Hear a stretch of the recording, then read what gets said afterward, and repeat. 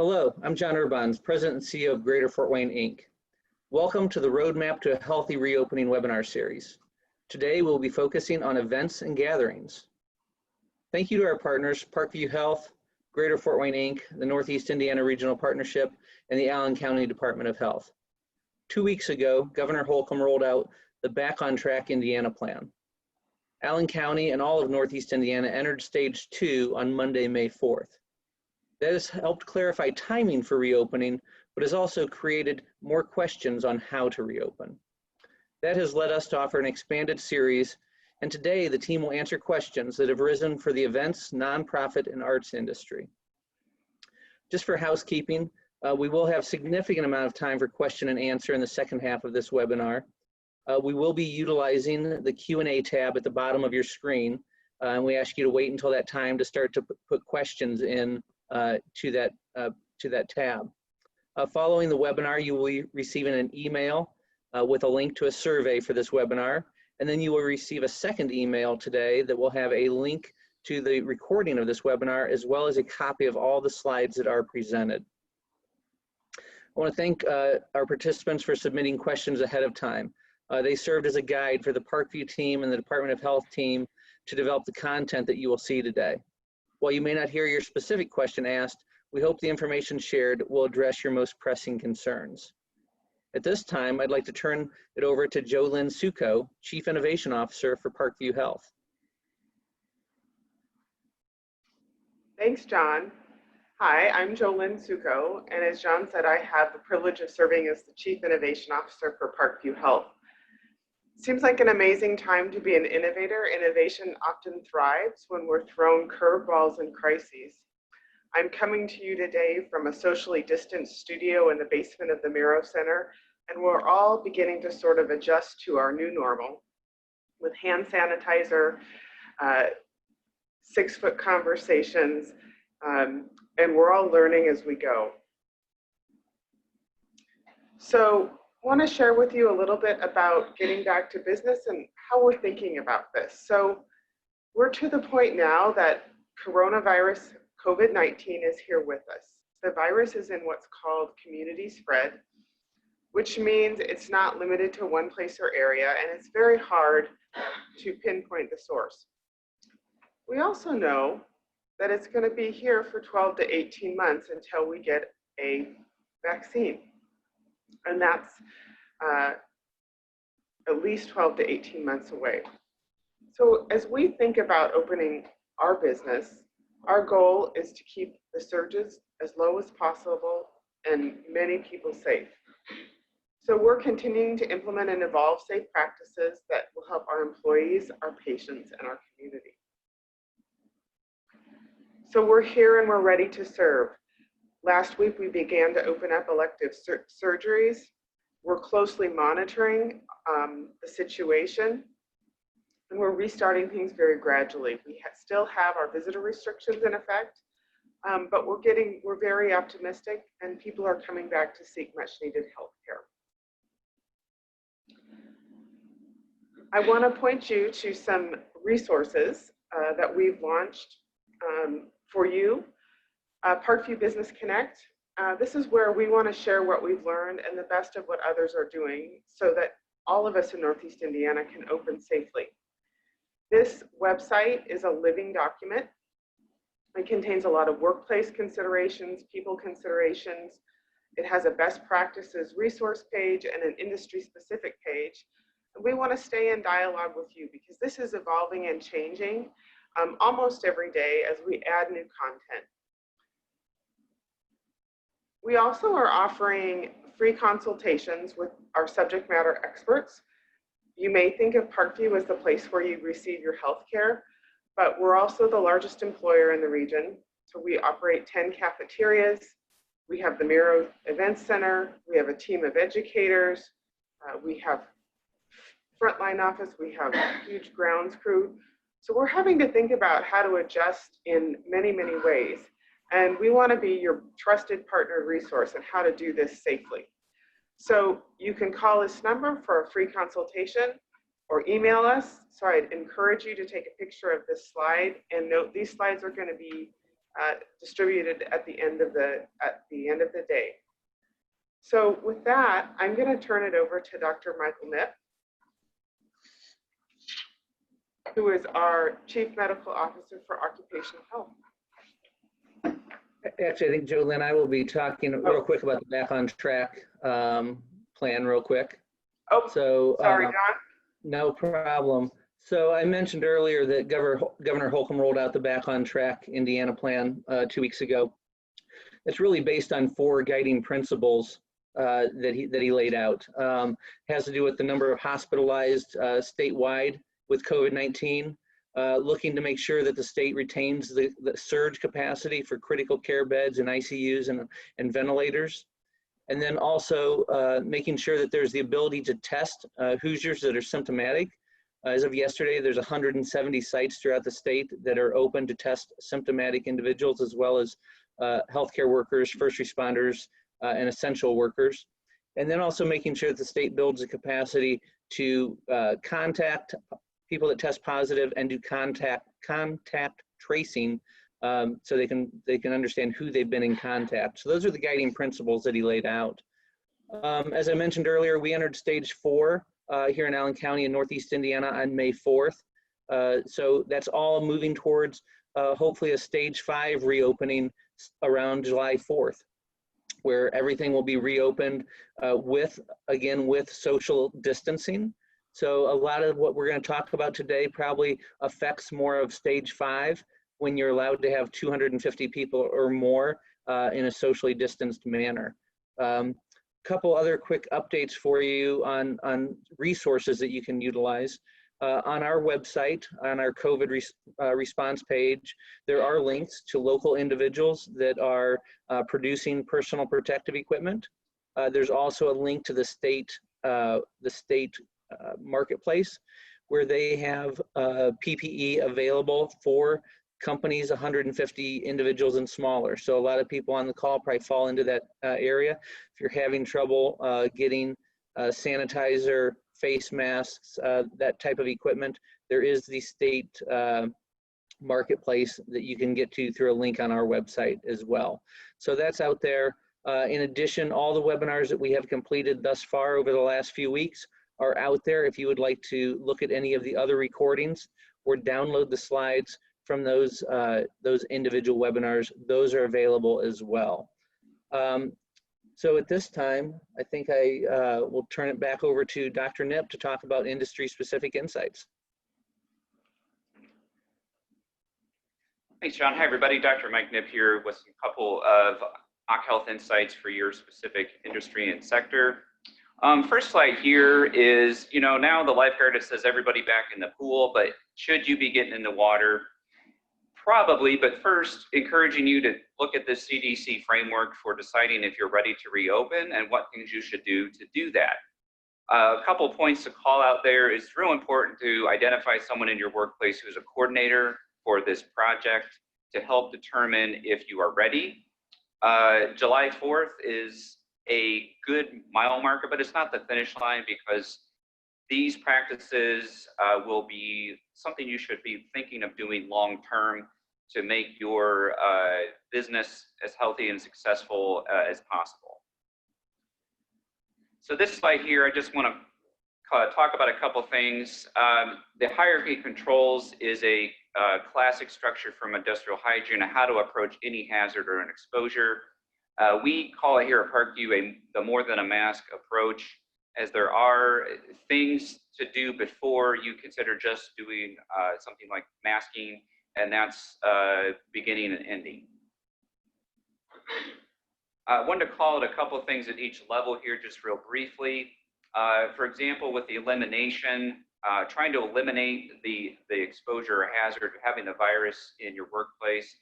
It's simple as asking symptomatic staff, volunteers, or guests to please stay home. Engineering, this is affecting the physical structure often of the space. It does not depend on a person's behavior. For example, putting chairs in a certain configuration, or even removing them, so you're engineering in, as it were, where people can sit and how they will use your space. Administration, this is changing how people flow in your workplace or their behavior. For example, opening the doors differently in a staggered fashion to minimize the number of people arriving at one time and standing in line. This could even be seen as sort of your way of when we're getting ready to board a flight. They're, you know, boarding by group, you're admitting folks to the venue by group. And down there at the bottom, PPE, which I'm sure we're all familiar with now, is every guest potentially might be asked to wear a mask before they come in, and every staffs and volunteers who are not performing would not be wearing a mask. Okay, so I just wanted to touch on, no pun intended, a hot topic here, temperature checks. So this has come up a lot. We did a position statement about a month and a half ago here in Parkview, and I'll just kind of read it here. Our daily temperature screening, it might fulfill a government, public, or an employee expectation, but recent research has shown that screening measures to detect COVID with this are largely ineffective. The other thing to really call out is, I think if you ask the average person, they would agree they don't want to put someone in unnecessary exposure or risk. And this functionally is what happens when you have your screener who is there, even if they're in their PPE, they're going to be, you know, if there's 100 people at your event, they're going to be exposed to all 100 of those people, even if they're in their mask, because there's no way to socially distance if you're taking a temperature. The return on investment is, based on this literature-based evidence, is very low as well. Back to more than a mask, your why. Regarding what type would you wear? So not every mask is the same, obviously, and not every mask is intended to do the same thing. You've probably heard of the N95s. These are the more reserved for medical grade or medical professionals. That is something that's going to protect me from another person. A cloth or a surgical or procedure mask is going to protect others from me. So they're intended for different purposes, and so we always want to use the right tool for the job. The other thing to think about is masking in kind of a traffic law or when we go out on the road. If not everyone follows lanes, yield, traffic signals and everything, it doesn't work unless everybody's doing it. Another corollary to think of with, back to the more than a mask, to drive safely, it's more than a seatbelt. We have to obey speed limits, right of way, and all those sorts of things. And having said that, I'm going to turn it back over to John for the Q&A. Yeah, thanks, Dr. Nip. So we wanted to spend a lot of time today on the Q&A session. We've obviously done a number of webinars where you can see some of the other information that's been presented, but specifically we wanted to get to information that you all had submitted and other questions that you might have today. So there are a number of slides we have of questions that were already submitted, and we'll start to go through those. But then I will also remind you that the Q&A tab down at the bottom of the screen is open. If you want to submit a question there, and either one of the staff will directly answer that on that tab, or we will use that as we move forward. We do have a great team at Parkview Health on the call today to answer questions. And then we also have representatives from the Board of Health and the Department of Health with Allen County that will also be answering some questions, and they will identify themselves as they answer that. We'll start with the first question. You know, how can we design social distancing for an audience in a theater or an auditorium?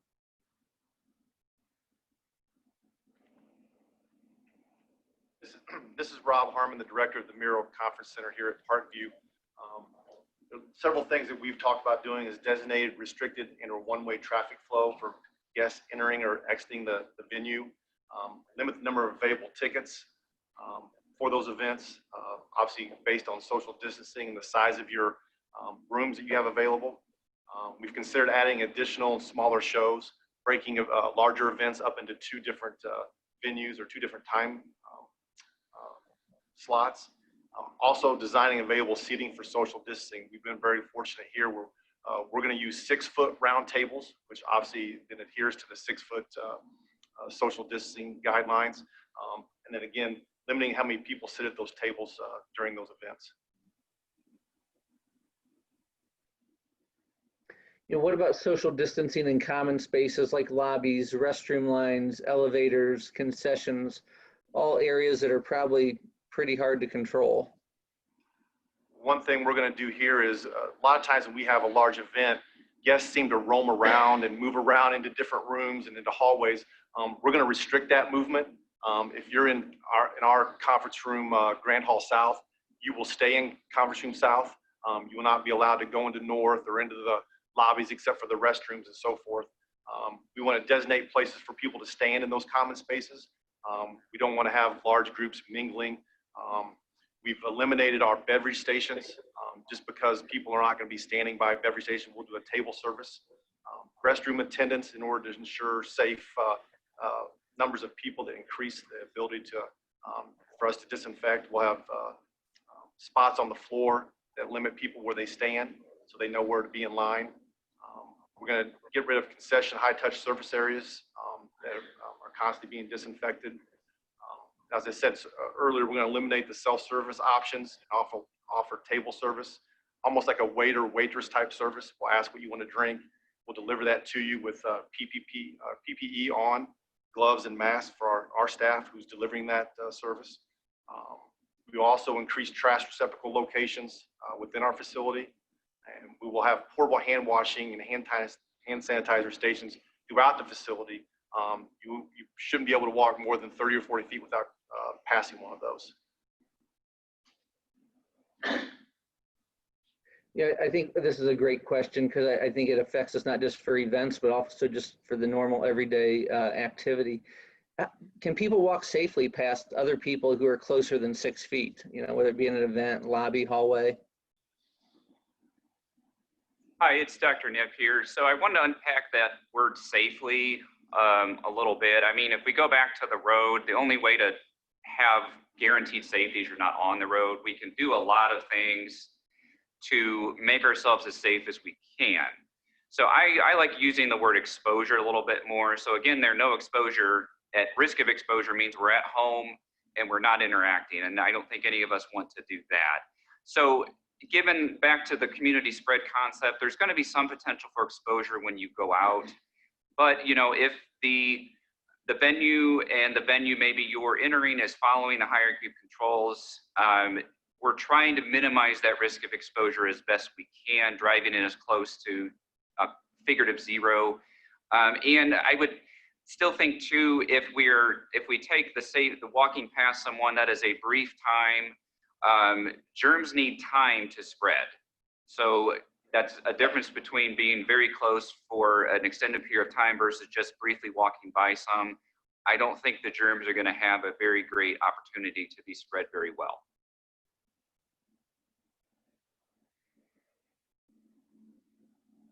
How do we make sure that we include the vulnerable in our safety plans? We've heard a lot about that there's people at a higher risk for infection. How do we take care of seniors or people with maybe autism that don't understand social distancing? Can you talk a little bit about those, some of the vulnerable sectors of our community? John, this is Dina Jackway, Chief Community and Human Resource Officer. And just addressing this question, I think we recognize that there's a lot of different individuals that can be included under the vulnerable category.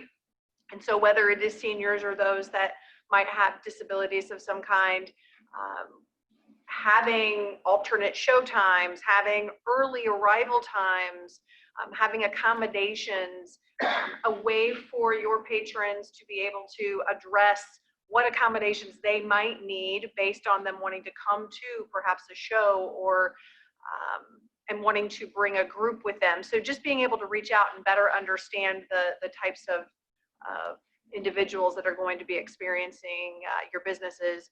Designating and educating that a socially distanced expert super user is an idea that we've had, and that is just someone who is going to be from your organization who is providing one-on-one help to individuals as needed. Being able to address perhaps again those in the vulnerable population and being able to work with them directly. So having someone positioned whether it's at certain doors, certain entrances, out in the parking lot, in the parking garage, being able to help individuals get to where they need to be, and doing that one-on-one and providing that extra assistance. Utilizing sensory bags and being able to have the types of items in those bags that are going to be best helpful for, again, the population. And so for those, you might have stress balls, or you might have some of the fidget spinners, or you might have other things that are able to help those that need additional assistance. And then AWS and Patty Hayes and her team have done a phenomenal job. There was a great article in the newspaper this last Sunday where 3 businesses were highlighted. It was Turnstone, the League, and then also Patty Hayes and AWS. And really great way to highlight how we can best set our community up for success when working with and trying to accommodate those that have disabilities and need special accommodations. So check out that article, and certainly Patty Hayes would be happy to help if you want to work with her directly on some ideas that you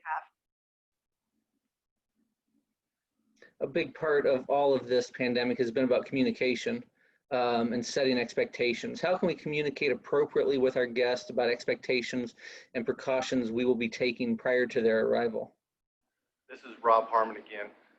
Not only will, besides sharing on all of our communication channels via phone, email, text, social media, mailing, printing on our tickets, I think the most important thing will be making sure that our clients communicate this to all of their guests that could be coming. A lot of our clients do flyers, they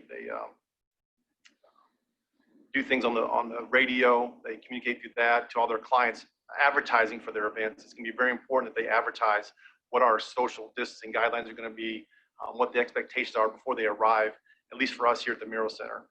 We will have signage throughout the building highlighting the extra steps that we are taking and what the guest expectations are for that event.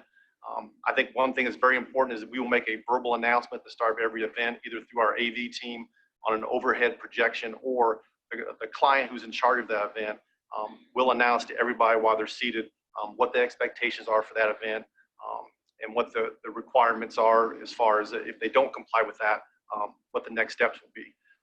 Be very open about what we're doing and make sure that we're keeping everybody safe, and that these guidelines are in place to ensure everybody's safety, not only our staff, but the guest staff. You mentioned if people aren't following some of that, we obviously have seen that not everybody follows the guidelines the same way as everybody else. What can we do in response to individuals who are not following the safety guidelines at the event? John, this is Tom Rhodes, Chief of Police for Parkview Health. Going back to the question about communication, first and foremost, setting those expectations for your guests and those participating in the event is really critical, so everyone understands what will be expected of each person at the event. As Dr. Nip said, it really does no good if not everyone at the event is following the safety guidelines. As we reopen, folks are going to be anxious. They're going to be looking for opportunities to try to feel normal again and enjoy time out of the house. So it's an opportunity for everyone really to relax and enjoy whatever venue they're in. There will be some, though, that will really refuse probably to follow all the guidelines. We've all gotten used after 9/11 to seeing the signs at whether it's Parkview Field or other venues that tell us that our bags are going to be checked, and we've accepted that and we've moved on with that process in airports and other locations. So having clear communication and expectations set is important. But in the event that we find that individual who really is refusing to follow the guidelines, they're going to have to be approached, and it's going to be important that there is security, I think, on the grounds of these events, at least starting out, and have a conversation about the reasons we need to follow these guidelines for everyone's safety and security.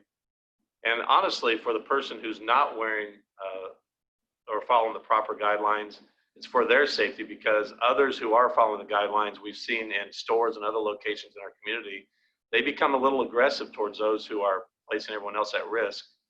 So it's a matter of maintaining crowd control and keeping everyone safe. And if in the end they refuse to follow the guidelines, I really think we have no option but to escort them off the property and out of the venue.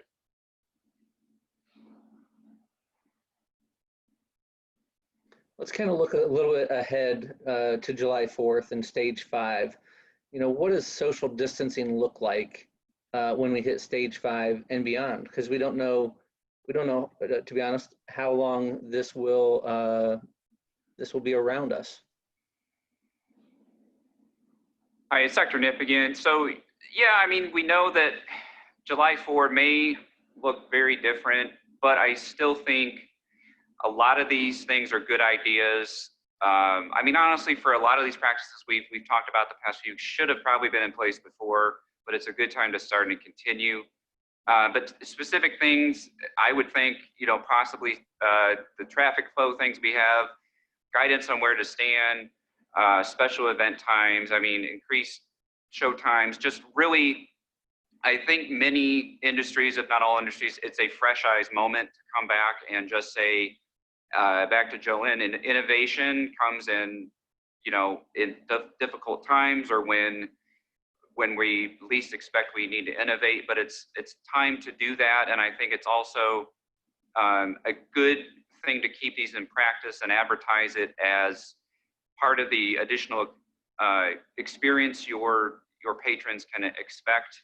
And they will continue to choose and select with their dollars. It's consumer demand is now going to include wanting to see a lot of these practices in place. So I think it's a good idea to fresh eyes, innovate, and plan for long-term practice of these things.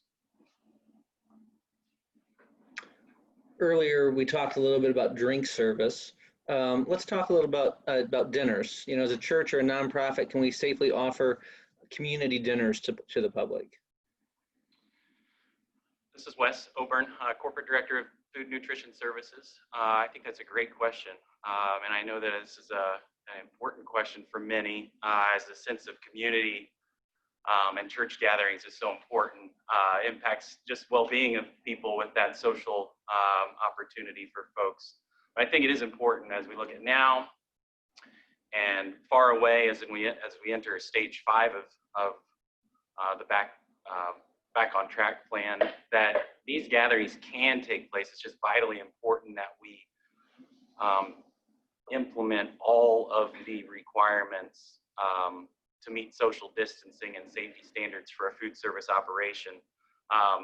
You know, 50% of dining spaces capacity is incredibly important. No more than 6 people per table should happen now.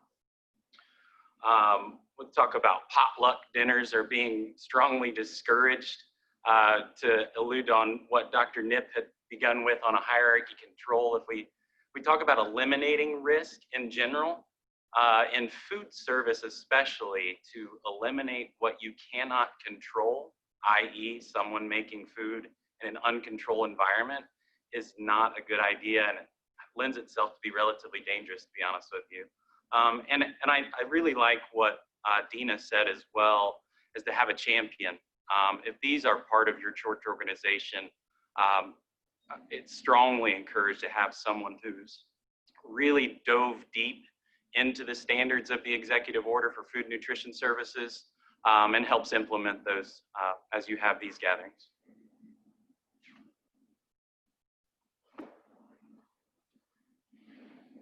Yeah, obviously there's a lot of recommendations. Do you have recommendations on what we need to do?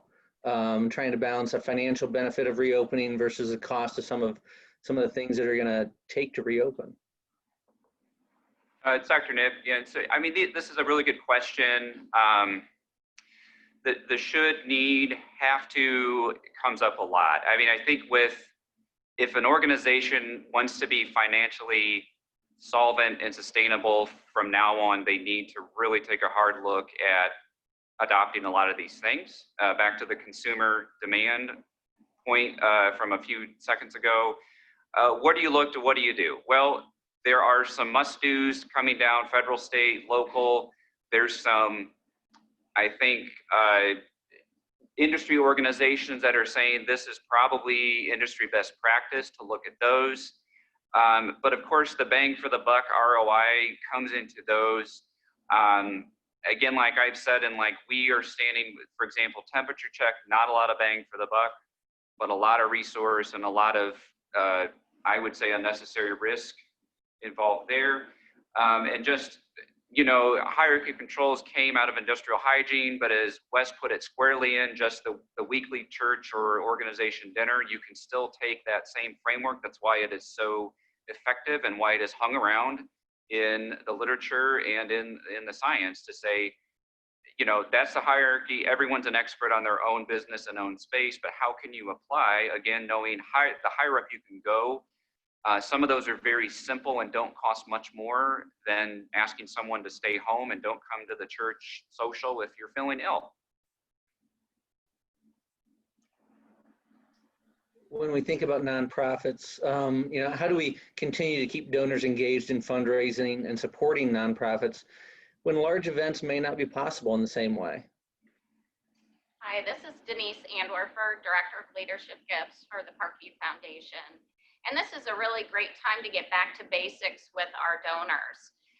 It's a time to reach out by phone call, by personal note, sharing our vision, sharing how we're adapting to the needs of our populations right now. So many of us have had to adapt schedule events to virtual events, and we've used both social media, we've used email marketing, we've also had to engage our network, getting our board members to get on email, to get on the phone, providing them scripts so they can best tell our donors how they can continue to be engaged with us.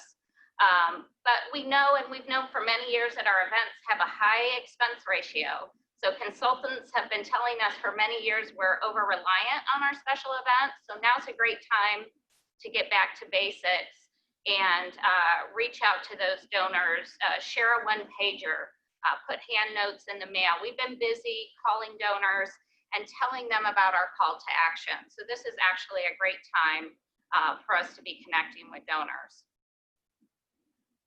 You know, speaking of events, should we consider postponing all in-person fundraising events?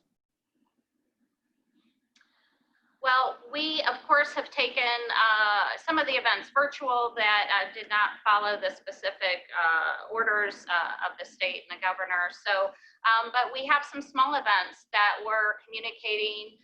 This is the golf season, so we have some small events that will continue to go on. But what we want to make sure we do is to allow people that choice to still support us, but not attend the event.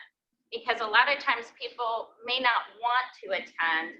We have a lot of event overload, and we want to make sure we have those donate buttons just to show that support and for people to make that choice if they would like to attend a golf outing or simply donate to support our cause.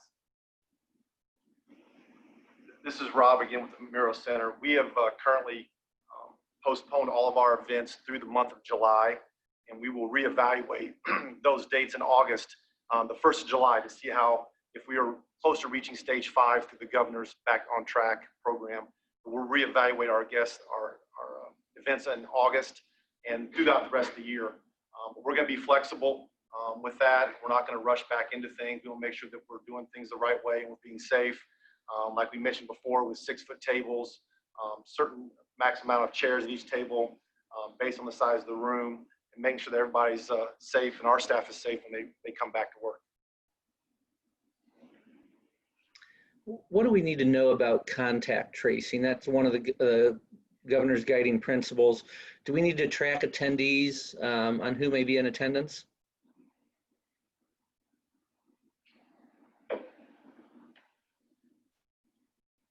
Mindy, I think you're muted. Yep, I am. Dang it. Can you hear me now? Yes. All right. Sorry about that. Mindy Waldron, Administrator of the Allen County Health Department. It's always good, to the extent possible, that you can be able to backtrack who might have been at an event should we have a need to know those things, but it isn't It isn't required. There are other ways, or in some cases, as you've seen, we sometimes have to utilize the media to indicate if you're at a certain event, here's what we need you to do. So we just say to the extent possible, but we realize some are limited in those capabilities. It does help in the end if possible. Do you want me to cover the rest of that or someone else? I think if you want to finish up on this question, that'd be great. Sure. The current way contract tracing as well as case investigations are handled is by the local health department, although there is a phased approach being undertaken in Indiana that will culminate by next Monday, which will result in all of the contact tracing and case investigations being done at the state level. So they are in the midst of working through a lot of logistics for that. Currently, though, when the local health department does that, we do provide a lot of additional resources with that, which are interpretational things, access to other resources. If they are an unresourced person, we're putting in isolation. We find everyone. We don't have any loss to follow up people, where if their demographics or contact information was incorrect, we find them, and we usually find them within about a 24-hour period, so we don't have folks wandering around that are ill and could spread the disease. So we have a close coordination effort with our department and all of the medical facilities to figure things out with every single case and most every contact with employers as well. The future status of this is a little unknown. We want to be hopeful, but when the State Department of Health does take over all of these things, a lot of those additional resources may not be provided. That's yet to be seen. They do have a bit of an algorithm for if they can't reach someone, they may be lost to contact, unless the local health department chooses to find them, which in Allen County we will. We're working through how we can have access to the data so we can track everyone. And the coordination's a little bit unknown, but again, we remain hopeful, and we hope to communicate or rebuild certain logistics that might be broken with this transition. We are definitely working on that because this is very important to Allen County. So I think the big question in the room is, can we safely hold large public events? And if yes, how? Hi, Dr. Nip again. So there's that word again, safely. So I think, to minimize risk and exposure, that's what I'll say. Medically, from that side, I think you can, if you have, again, looked at what's your must-dos, and from your industry guidance, your should-dos. Do your hierarchy of controls. And I think for general safety, I'm going to turn it over to our chief here. Tom Rhodes again. Really going back to our thoughts earlier. If you communicate to your guests and your participants on what's required, implement general safety measures. If you're a venue that was doing bag checks before the COVID outbreak, you certainly want to continue that process. Keeping in mind that if you do implement bag checks, it's going to, again, increase some potential exposure to your guest or to your staff. And then again, having security on hand to make sure that guests are remaining compliant. And if they, again, are refusing, then they've got to be asked to leave the premises.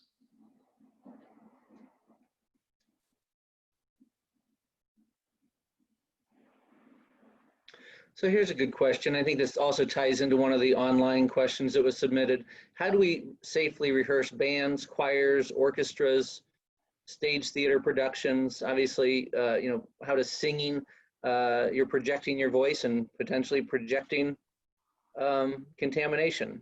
How do we consider all that? This is Jeff Ford. I'm the Chief Quality and Safety Officer here at Parkview Health, and this is something that some new information that was just released by the CDC actually just in the last 2 days is very relevant. So they just published a report of in March. There was a cluster of cases of COVID-19 related to a community choir practice in Washington State. And it's very sobering to read the information. So this was obviously very early in the epidemic, or the pandemic, and people at the time did not know about this risk. And that's why this new report is so relevant. The choir got together and practiced in their usual manner, and there was an individual that unfortunately had early infection with COVID-19. Long story short, they're all singing together in close quarters, and something like 80+% of the choir members subsequently became infected due to that single exposure at choir practice. So there seems to be, the science is really looking at, it appears that singing in particular can aerosolize the virus and put it into the air, and it can hang in the air for some time. So if people are all singing in close quarters, this, we have just learned, is a particularly risky exposure. And when I read this and I think about, music, I think about my own church, really realistically, no choir practice, no choir performances when you're having people clustered together, which is really hard because there are many musical, religious gatherings that, involve group singing. And this is just something that really is a new risk that's really just been clearly identified. So, looking at, can you have, if you have a stage performance, you have individual performers that are very spread out, you can really mitigate this risk, particularly if there's substantial distance between the performers and the stage. But we really don't have enough science yet to know sort of what the margin of safety is regarding large groups of singing individuals. So I think we have to err on the side of caution with this new information released by the CDC. One thing that's really, technology to the rescue is this idea of virtual bands, and people have probably seen this on TV and online. Basically people can record to a click track, and it can all be synchronized and put into a single group track electronically using software, and it works incredibly well. And so that's a way you can safely perform and bring musicians together virtually. Again, not the same as a live performance, but I think a very safe alternative that eliminates the exposure risk. And at the end of the day, we have to make those important choices to say, as much as we like live music, if this is something that's going to present an unnecessary health risk to your patrons, to your performers, we have to say, we've got to either cancel that event or figure out a way to host it virtually. So this is Dr. Cameron, real quick. One of the, was on a conference with Dr. Christensen from IU School of Medicine yesterday, and his comments regarding this was, if you're walking through the grocery store, typically your conversation is very brief if you have conversation with anyone at all. However, if you're in a small group where you're singing, you're frequently going to be in the same space, taking deep breaths from deep in your lung and blowing the respiratory aerosol out into the group. And oftentimes, especially as was with this choir practice, it's a small enclosed area, so there's very little circulation. And then the people who are going along singing, whether the person was asymptomatic or symptomatic, are again taking those deep breaths, bringing the virus that's then been aerosolized into the air, deep into their lungs. So as Dr. Board mentioned, singing does pose a very specific risk just because of the nature of the activity. It's just kind of a follow-up, one of the online questions. In live events with professional lighting, we use haze, like a propylene glycol or water vapor and other atmosphere effects. We frequently turn off the HVAC system. What impact will stagnant air have on airborne droplets? Hey, it's Dr. Niff. So let's unpack. So first, if we are talking HVAC, if I hear, stagnant and even water in the same sentence, I get a little bit antsy. So I would still say run that as it should be, because where we know where there's water, there's life, and things can propagate, and then those are going to come out. So I think it's a really good thing to talk a little bit more about what Dr. Board said. He mentioned the important word, and Dr. Cameron just said aerosol versus droplet. So it's kind of how they are produced, what size are the agents in question. So droplets are going to be very kind of a brief and acutely made. That's a cough or a sneeze. Aerosol, is the very small particles that those can kind of hang around and hang in the air. And so obviously, I think at the end of the day, it comes down to following all hierarchy controls on how to use that equipment properly. I'm not a stage director. Does it need haze or something like that? Is it just if we're having, we still need to, you know, laugh and sing and do all those things and make our decision. Is the performance, is it, we've made it as safe as we can. Does that mean we don't have haze even though it's in the script, or the band wants the haze on the, whatever that is? So I think it's just trying to, you know, make sure we're using the equipment properly and making some of those decisions, and to help everyone understand these are the reasons we made those choices. So obviously we have probably a number of people on here that don't own their own space. How do we share it with several other organizations? How do we assure our guests it's safe for them to attend?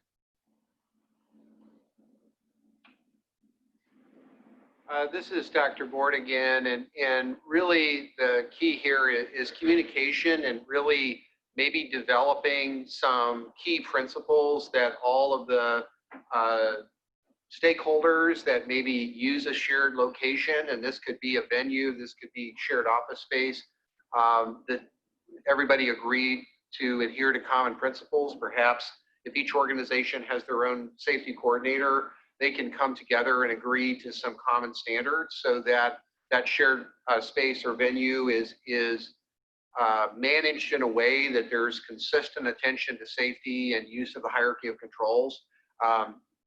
You wouldn't want a venue where one stakeholder, you know, applies appropriate, you know, cleansing and social distancing and hand hygiene, and another stakeholder doesn't, because that really greatly reduces safety for all. It kind of goes back to that traffic law analogy. It's only effective if everybody does it consistently.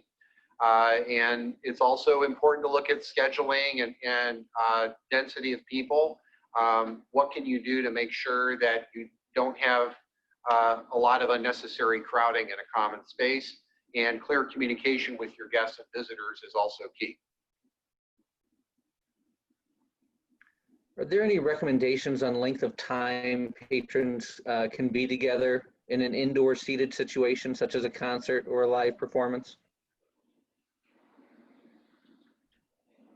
Okay, Dr. Nip. So going back to, you know, how I approach exposures, how I teach providers to approach it is the mnemonic adrift: agent duration, route, intensity, frequency, and temporal relationship.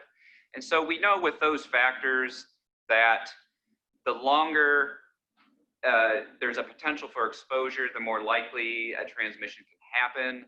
I have not seen a magic time number anywhere. It's unfortunately from a physician side, your mileage may vary quantity at this point. It's hard to tell, it's hard to know. You know, is it a light switch that flips on and off, meaning if there's one virus particle that encounters a person, they are guaranteed to have an infection? Or is it more of a dose response where they have, it's a lot of one particle, it takes X number of particles? I think unfortunately we don't know the science behind that. Plus you have to throw in every person's individual biology to say, but trying to use the infectious disease playbook as much as we can, and plus the standard approach to say, we know if someone is around, let's say, a coke oven a longer time, it's more likely they're going to get, you know, emissions or exposed to that could affect them. So I wish we had a better, there's just not a number I can say to say what's the magic limit of show movies or performances up to 45 minutes or something like that. Can we maybe touch on testing? You know, we've heard a lot about testing. Can employers require COVID testing for non-symptomatic employees as a precaution to reopening? This is Dr. Board again. Great question. There's a number of components to this. So I'm not an attorney, but I have conferred with our own general counsel on this matter, and have also talked with employment law attorneys. And so again, this is just things that I've been advised about. I am not an attorney. Please seek out your own legal counsel on this. But short answer is the Equal Employment Opportunity Commission, the EEOC, did issue guidance earlier this year that basically gave very broad latitude to employers regarding measures they could take because of the COVID-19 pandemic, meaning that from a compliance with the Americans with Disabilities Act or equal employment opportunity perspective, employers can do things like ask about symptoms or fever, or even request that employees be tested. Now that's just the legal framework. Let's talk really though about what's practical, useful, and medically appropriate, and that's yet another question. So what we do know is that there's basically two kinds of tests currently available. One is the nasal swab or PCR test, and that's used to diagnose an active infection with COVID-19. And what we know about this test is it requires shedding of the virus in the upper airway, nasal, and passages back of the throat. And for people that are asymptomatic, this test has difficulty detecting the virus reliably. So what we call the false negative rate is pretty high in people that do not have symptoms. So if you just line 100 people up that have no symptoms, there as many as 30 to 50% of those that actually harbor the virus will have a negative test. So it's not sensitive enough to be an effective screening tool because of the way the test works. So generally speaking, we do not recommend routinely doing broad screening of asymptomatic adults as a return to work. The other big consideration is that a negative PCR test just means you don't have virus at the time you have a swab. It means absolutely nothing about your risk of being infected at some point in the future. So if I get swabbed on Monday and I have a negative test, I could be exposed on Tuesday and be passing the virus on to somebody else on Wednesday or Friday. So very important to think about that. Last piece, antibody tests. Short answer, these have absolutely no role at this point. No role in return to work decisions. Antibody testing is really only useful for public health surveillance and epidemiology. We already know from the early results released by the state, the public health surveillance study, only 1% of Hoosiers had antibodies, meaning that if you go run out and ask 100 employees to get antibody testing, you're going to spend a lot of money, and 99% of them aren't going to have antibodies, and it's not going to help you make any useful decisions about return to work. Mindy, could you maybe touch on HIPAA and contact tracing? Sure. What I can tell you, we've done a lot of this over the years with TB and other infectious diseases. So it's a very common practice to do contact tracing. More or less what you're attempting to do is reach anyone who might have had contact and get them either testing, treatment, whatever it is relative to the disease. And to do that, sometimes you do have to disclose certain information. Most of the time we don't use the name. However, I can tell you about 99% of the time they know we're calling for what person. So in essence, when we do say that you've been identified as a close contact and we go through the scenario, they usually know who it is. We don't always confirm that, but from a legality standpoint and a public health standpoint, HIPAA is one thing, and that is a federal regulation that we have to follow, but we also have to follow the state statutes, which are stricter than HIPAA. And they also have carve-outs, specific carve-outs for public health entities that are engaging in outbreak response. And what it comes down to is more or less the greater good weighs out in certain circumstances. In essence, if we have to identify someone's place of employment or something along that line to protect members of the community, that tends to be slightly more important, and they recognize that nationally, and it's carved out. We have broad authorities, but we are very respectful. I mean, all of that said, we're very respectful to people's privacy. So we say the minimum to get what we need. If, however, we have to say certain things, that is what we do. And it's a very case-by-case scenario. Thanks for that. When we talk about, let's talk about shared items maybe that are used, like tools or things that are used and then put in storage. You know, is it safe after 3 days if they're in there kind of locked up and nobody's touching? Or how about utilizing things like antimicrobial coatings on armrests and those types of items, the high touch areas? It's Dr. Nip. There's that four-letter word again, safe. So what I would want to just talk about briefly is making sure we're connected with, and no fault to you, John, I'm sorry, it's just hard to say safe. FDA cleaners, using the right one for the right amount of time.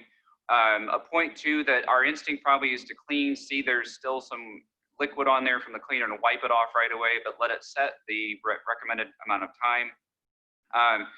There have been some studies on how long does the virus stay infectious on surfaces. They focused on hospital surfaces mainly. I still think there's a wide variety of results out there. The science hasn't come home yet, but I do know if we make the optimal choice to easy and automatic for folks, meaning we could think, you know, I'm going into that prop room and I'm getting something or that tool. Maybe it's been in there for 3 days, but the best way to protect myself is to clean that before I use it. And for the venue or employer to make that readily available, educate, support with skills and knowledge and empower that person. Antimicrobial surfaces. I do think it's a longer discussion. There is a fairly decent body of literature regarding nano silver in hospital beds, furniture, that it does do a good job. Copper is also in that conversation. Again, I'm not sure what that financial investment is for a particular organization, but it may become a consumer-driven choice to say we expect high-touch surfaces to be made with somehow they've incorporated plastic or a nano silver or copper or something into that, and that may be the way for the future. But I'm not sure it's ready for prime time for general use at this point. Dr. Board, anything to add? Yeah, I think, you know, there is some interesting literature on antimicrobial surfaces. It's yet another layer to help you, and so it's not going to in any way preclude the cleaning that you're going to do, but it does reduce the bioburden on surfaces between those cleanings. So it's another layer that you can add as part of your hierarchy of controls, but it's not in any way going to eliminate the necessity of having a good cleaning and environmental safety program. Yeah, this is Wes. Also, just to touch on the antimicrobial piece, I think probably from more industry specific, there's a number of food service companies out there toting an antimicrobial spray or covering that's long lasting on tables, chairs, things like that. I'd be extremely cautious. Most industry-specific research would say, yes, they do have some benefit to microorganisms, some bacteria levels that we look at safeguarding ourselves in food, but are ineffective to the coronavirus. So I would be extremely careful, work with your chemical companies on those sort of things. So I think one last question here as we kind of start to wrap up. Obviously, we are entering festival season and wedding season. I'm going to use that safety word again. Is it possible to maintain safety and social distancing for these types of events? And at what point do we decide we can't manage it and that we need to cancel it?